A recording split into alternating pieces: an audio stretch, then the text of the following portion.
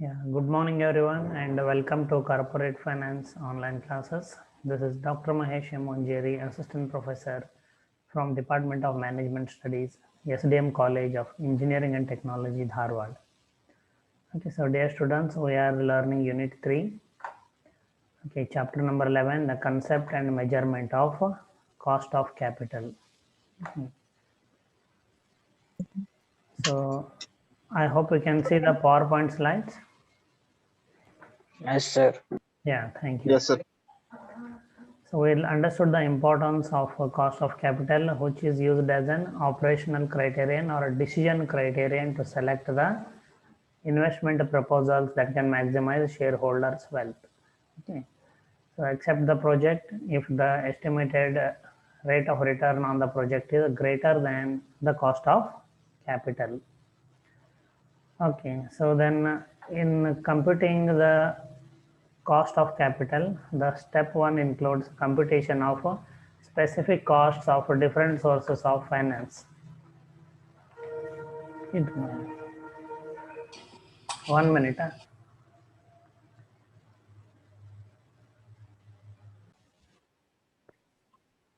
Okay, sorry for the inconvenience. So step one of computation of cost of capital includes computation of specific costs of different sources of finance. Okay, like computation of cost of debt or cost of debentures, cost of preference capital, cost of equity capital. Okay, so now we are learning how to compute cost of equity capital, and there are two approaches. Okay, in computation of cost of equity capital, the first one is the dividend approach, the second one is capital asset pricing model.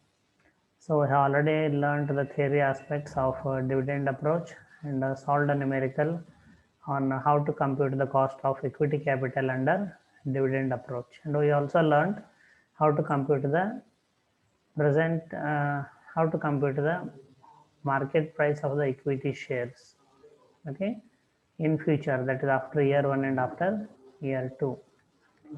Then we moved on to the second approach, capital asset pricing model. Okay, so theory aspects we have completed. We first learned about the two sets of basic assumptions that are considered in CAPM model: efficiency of security markets and investor preferences. Okay, then what we learned, okay, is as diversifiable risk or unsystematic risk.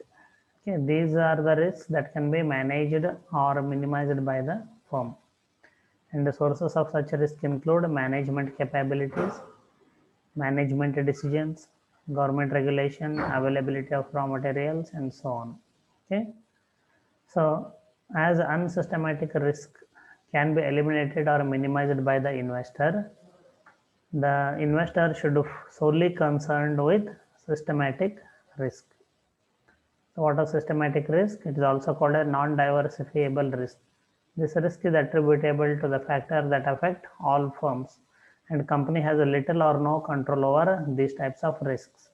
And the sources of such a risk include interest rate changes, interest on debt, inflation, changes in investor expectation, and political changes, and so on. So systematic risk can be measured in relation to the risk of a diversified portfolio, which is referred to as the market portfolio. Okay, so please remember yesterday in detail I explained what is the portfolio.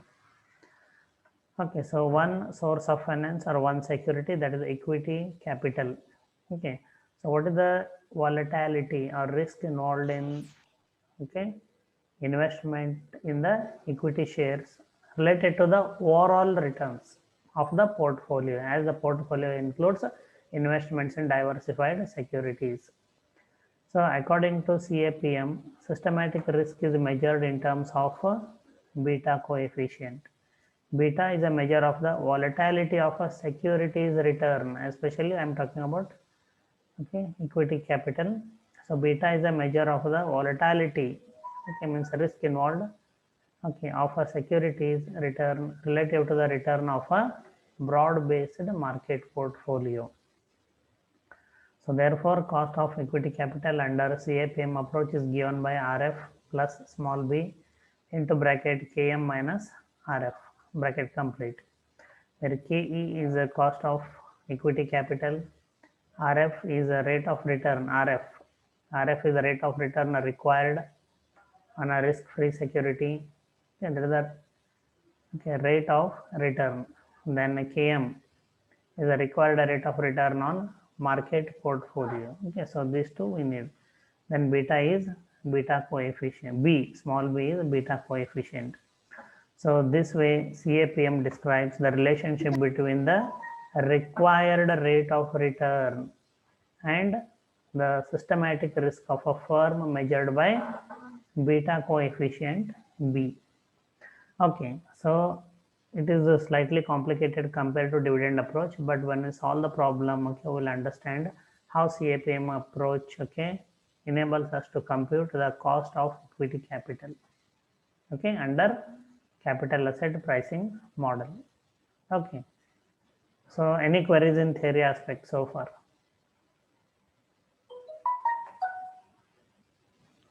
Any No, questions? sir. So are you sure? Yes, sir. Okay. Any other student? Okay.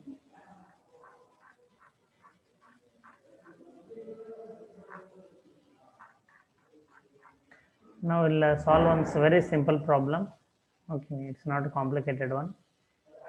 So I hope we can recall that we calculated cost of equity capital under dividend approach using example 11.7.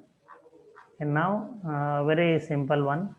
We'll compute the cost of equity capital using capital asset pricing model approach. So where we remember KE, cost of equity capital, is equal to RF.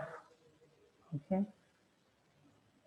So RF is the rate of return required on a risk-free security, plus small b is a beta coefficient into bracket Km. Km is a required rate of return on a market portfolio minus RF, rate of return required on a risk-free security. So this is a simple one. It's not complicated like the other one. The hypothetical limited, name of a company, wishes to calculate its cost of equity capital using CAPM approach. So it is given directly. So such a problem may appear for 3 marks in examination. From the information provided to the firm by its investment advisor along with the firm's own analysis, it is found that the risk-free rate of return equals to 10%. The firm's beta equals 1.5 and the return on market portfolio equals 12.5%. So compute the cost of equity capital. So compute the cost of equity capital. Okay. So we use the equation KE. I'm sorry.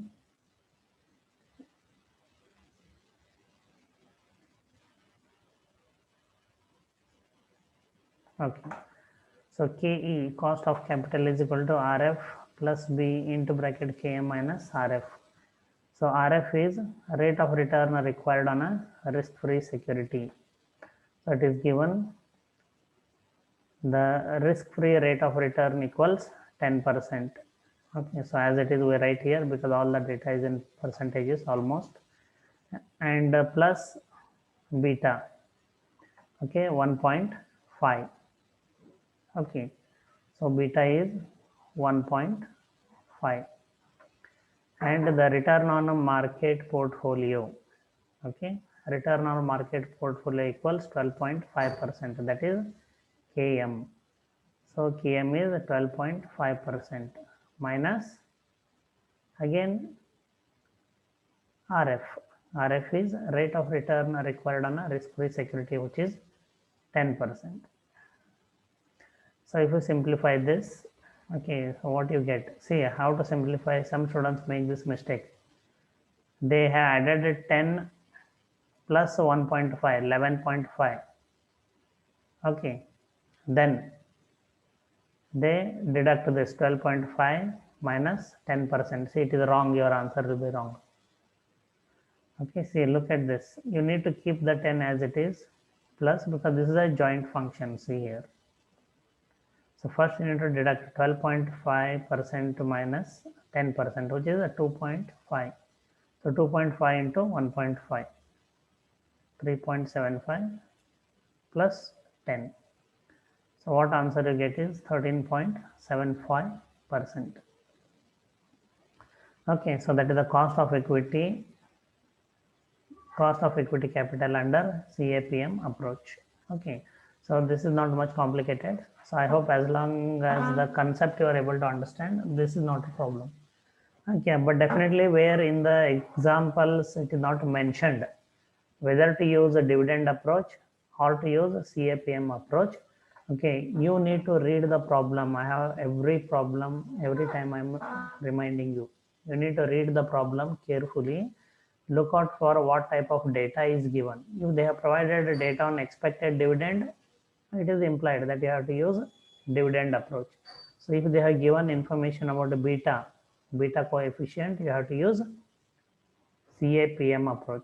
So in the problem, every time it will not be given whether you have to use CAPM model or dividend approach. So any questions?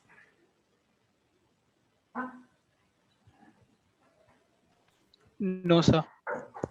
Okay. So then let's go ahead with the last source of finance.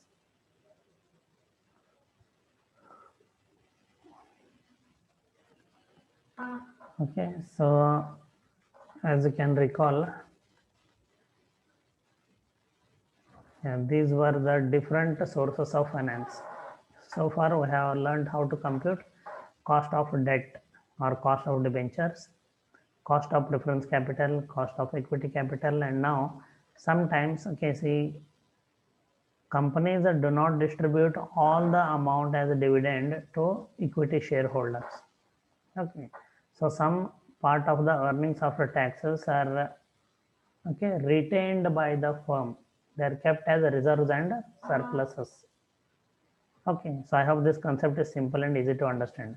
So company may also finance its investment project using that reserves and surpluses. Okay, the alternate term for that is retained earnings. So cost of retained earnings is also one of the sources of financing capital projects. Okay, so what is the meaning of capital project? What do you mean by capital project? Who can answer quickly?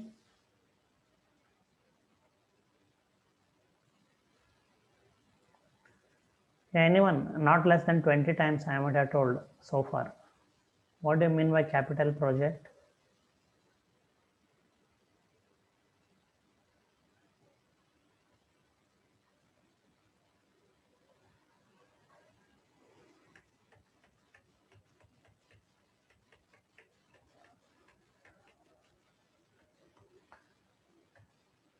Okay, the last source of financing long-term investment projects is cost of retained earnings. Sorry, is the retained earnings or reserves and surpluses can also be used to finance long-term investment projects.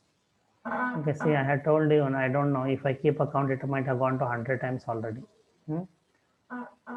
Understand the concept. Okay, so you will never get the concept in such a simple way and in such a systematic way as they are offered to you, provided to you. All that is required is reading before coming to class and writing the problems in the fair notebook after the class. That's it. Okay, I do believe that you are attentive in the class. That is not a problem. Okay, so capital project is nothing but a long-term investment project. What is a long-term investment project? Company makes a huge investment in the present. In layman's language, we can call today. Company makes huge investment today in a business proposal. Okay, I told you, for example, purchasing a fully automatic penicillin antibiotic manufacturing machine. cost of the machine is, let us say, 1 crore rupees. So company has to pay 1 crore rupee in present and purchase the machinery and install. Once it is installed using the machinery, the company will make antibiotics and sell them in the market. So company makes the antibiotics and sells every year. So every year it will have cash inflows in the form of sales revenues. So as long as this machine is going to stay in good condition, the company is going to earn a revenue. This revenue is nothing but cash inflows. Okay, so a company makes investment, okay, in present, and using that asset, the company is going to earn a revenue over a period of time in future. So we have now learned. So the future cash inflows are converted into their present value, and we compare that present value of the future cash inflows with the present level of investment. Okay, which is the difference is nothing but net present value. If the net present value is positive, accept or decide to invest in the project, as it increases wealth of the shareholders. Okay, so capital project is nothing but long-term investment projects. Okay, so the one more source of financing long-term investment projects or capital projects are retained earnings. Retained earnings are nothing but the reserves and surpluses that are maintained by a company. So retained earnings have implication for the shareholders of a firm. If earnings were not retained, say imagine if the company wouldn't have retained the earnings, what it would have done? Yes, any student? Say a company's earnings after taxes are there, 100 rupees, imagine. And the company distribute, okay, company, if they do not retain this 100 rupee, what they are supposed to do, or what the companies do? What the companies do with the earnings after taxes, or in layman language, profit? What they do with that? If they don't retain, the question is, if they don't retain, what they do with that funds?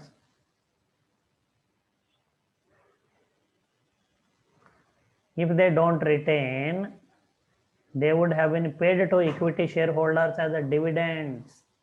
Second line is there on the PPT. You could simply, you would have read that. Okay, so retained earnings have implication for the shareholders of a firm. If earnings were not retained, they would have been paid to the equity shareholders as a dividends.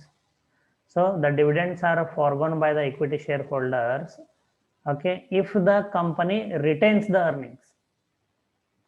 The dividends are foregone by the equity shareholders if the earnings after taxes are retained by the company. Okay, so this is in fact an opportunity cost for, okay, the shareholders. Thus, retained earnings involve opportunity cost. In other words, the firm is implicitly required to earn an equal return on the retained earnings that would have been earned by the shareholders. Okay, so this is nothing but the cost of retained earnings. I'll explain in simple words. I'll use small amount. If I use lakhs, crores, okay. Now anyhow you are not able to understand this concept. 100 rupee. Imagine earnings after taxes of a company are 100 rupees. We know now what is the earnings after taxes. In not less than 10 problems, we have estimated net cash inflows to arrive at earning after taxes. Okay, so a company's earnings after taxes are 100 rupees. Okay, now let us say the company decides not to distribute the earnings after taxes as dividends. So if the company is not distributing the earnings after taxes as an equity dividend, it means the company is retaining 100 rupees. The company is retaining 100 rupees. Okay, why the company retains those earnings? Okay, the purpose is not to put it in a bank locker or in a cupboard. The purpose of retaining the earnings after taxes are so that the company can invest those retained earnings in long-term investment projects.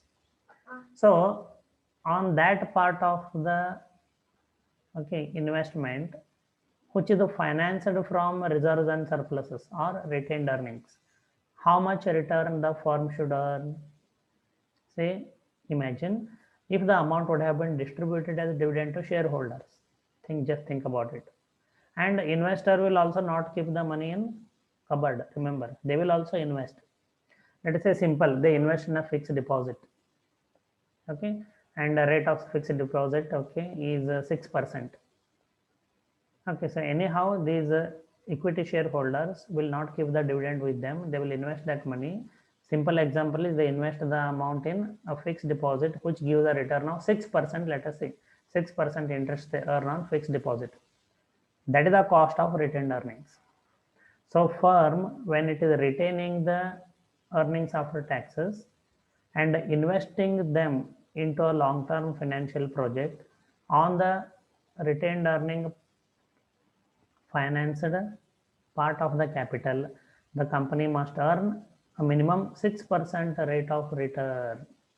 Because if they would have been distributed as dividend, shareholders would have earned 6% interest on fixed deposits. It's a simple example. So this is the cost of retained earnings. Okay. Then the alternative use of retained earnings is based on external yield criterion. The opportunity cost of retained earnings is the rate of return that could be earned by investing the funds in another enterprise by the firm. The rate of return thus earned constitutes the opportunity cost of retained earnings. Such a return would give the cost of retained earnings K1. The K1 under the assumption of external yield criterion. Please pay attention. This is very important. No need to calculate the cost of retained earnings. So pay attention. The K1 under the assumption of external yield criterion would be approximately KE.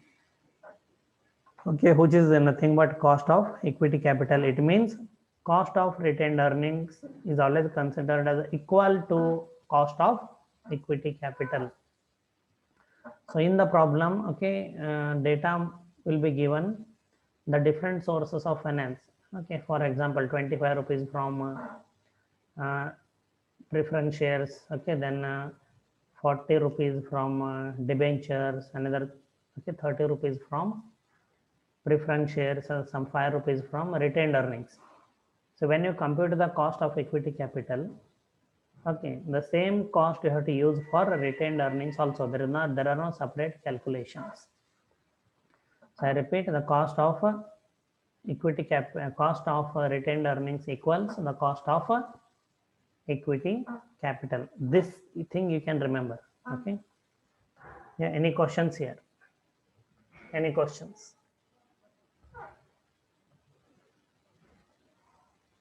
Cost of retained earnings.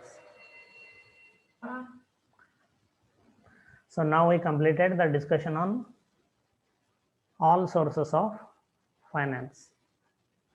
Okay. Step 1 we completed, computation of specific costs of different sources of finance.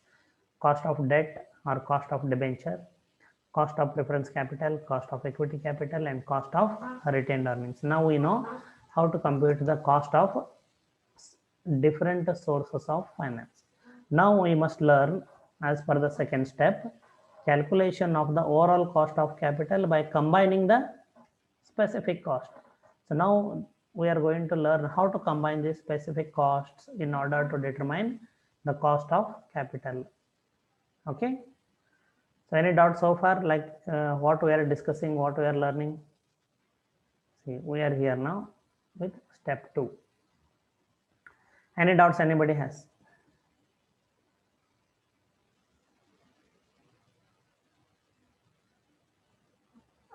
Okay, from one point to another point, the transition is made, okay, meaningfully. Nowhere we are just getting cut off from one concept to another concept. Everything is linked and it is in a sequence properly arranged. So any doubts? Shall I stop here or shall I go ahead?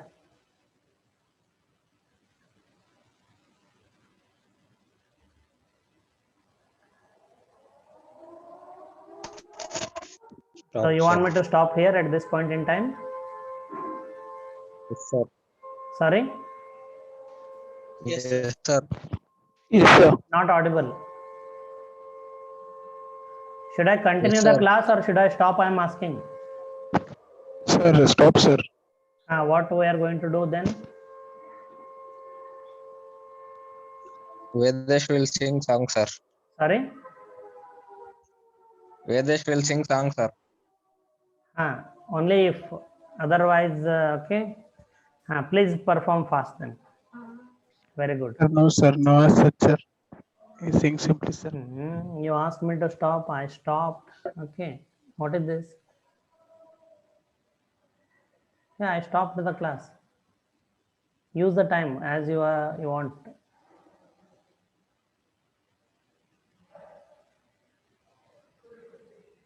Yes, Keshav.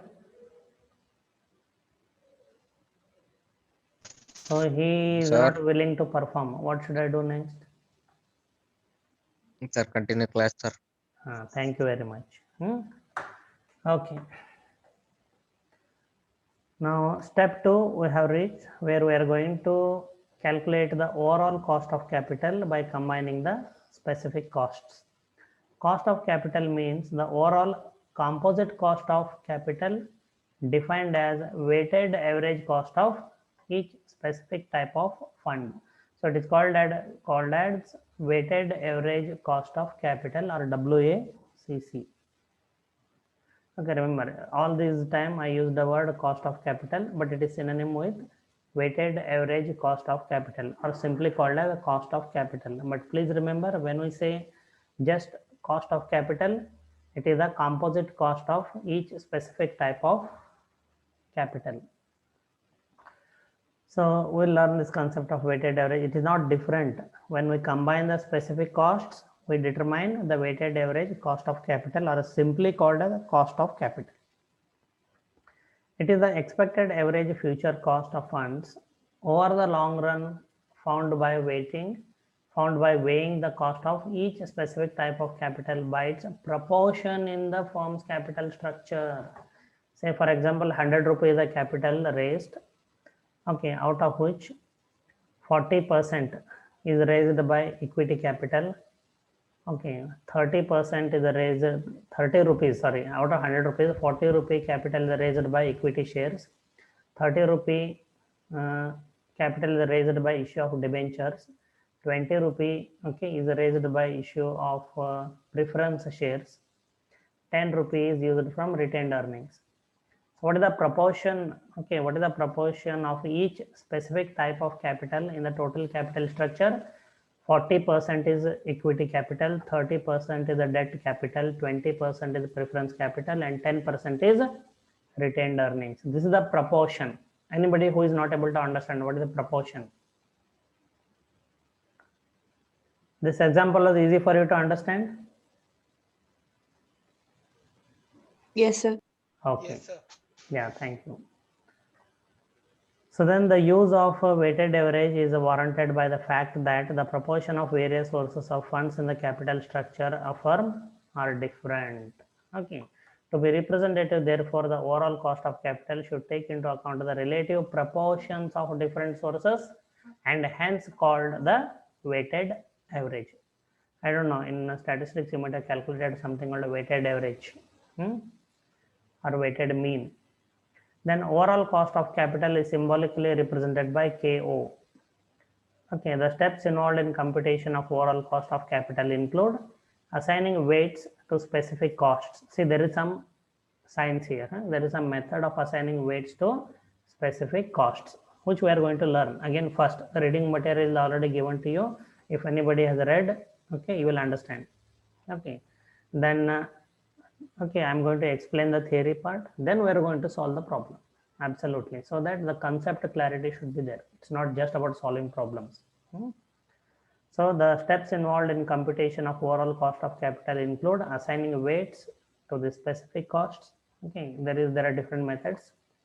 Multiplying the cost of each source by the appropriate weights. It means we are going to find out the cost of each source or specific cost first, then multiply the specific costs by the appropriate weights, okay, or proportions. Then dividing the total weighted cost of capital by total weights, and dividing the total weighted cost of capital by the total weights. It's quite simple. You will learn in the numerical problem. Okay, now see this all part also weighted average cost of capital starting from here. Okay, may appear in theory for 7 marks. So like what is the weighted average cost of capital? What are the steps involved in computation of overall cost of capital? Okay, the step 1 is assigning weights to the specific costs. Step 1 in the computation of weighted average cost of capital is assignment of weights to specific costs. So as I said, there is some science, some methods. Okay, so we are going to learn them properly first. The aspects relevant to the selection of appropriate weights are the company may either select marginal weights, okay, or historical weights to assign. A company may assign marginal weights or a company may assign historical weights. Okay. So what are marginal weights? The use of marginal weights involves weighing the specific costs by the proportion of each type of fund to the total funds to be raised. If the company is planning to raise additional capital in future, see the difference, marginal weights and historical weights. Historical weights means in what proportion previously the company raised capital.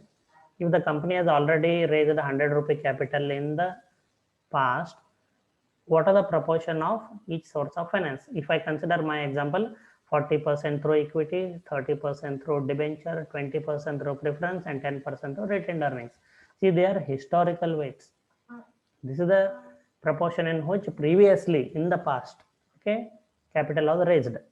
Whereas the marginal weights are, they involve weighing the specific costs by the proportion of each type of fund to the total funds to be raised. To be raised means future tense. To be means future tense. So if a company is planning to raise additional funds in future, in what proportion they are planning to raise the additional funds, these weights are called as marginal weights. Okay, so what is the merit of using assigning marginal weights? The use of marginal weights is more attended to the actual process of financing a project. It is happening right now. Okay, and the demerit is this approach does not consider the long-term implications of the current financing. See, there is a limit on a debt financing. How much funds can be raised by way of issue of debentures or bank loans? There is a limit. Okay, so if you consider marginal weights, then you have to forego you will not consider the historical weights. Let us say, I'll give another example. In the past, a company has raised 100 rupee capital using, out of which 60% of which was a debt. Okay, or let us say 50%, 50 rupees was raised by bank loans. Then the company is planning to raise additional funds in future, near future. So because they have used a high proportion of debt capital in the past, it will prevent the finance manager to use, okay, the source of debt capital, okay, in the future. So in the future, the manager has to raise very limited funds from debentures or bank loans. If he continues to raise a higher percentage of funds from debt or debenture, it will drastically increase the risk of the firm.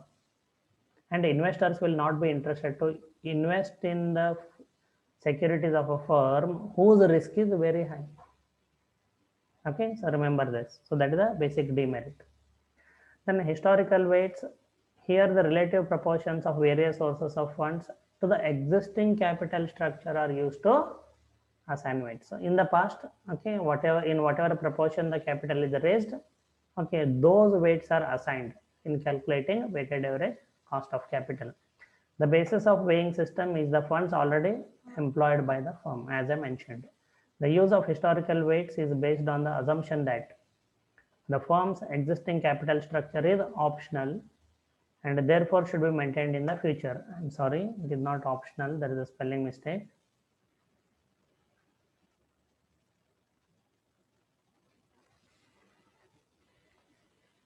It is not optional, it is optimum. Okay, so spelling mistake corrected.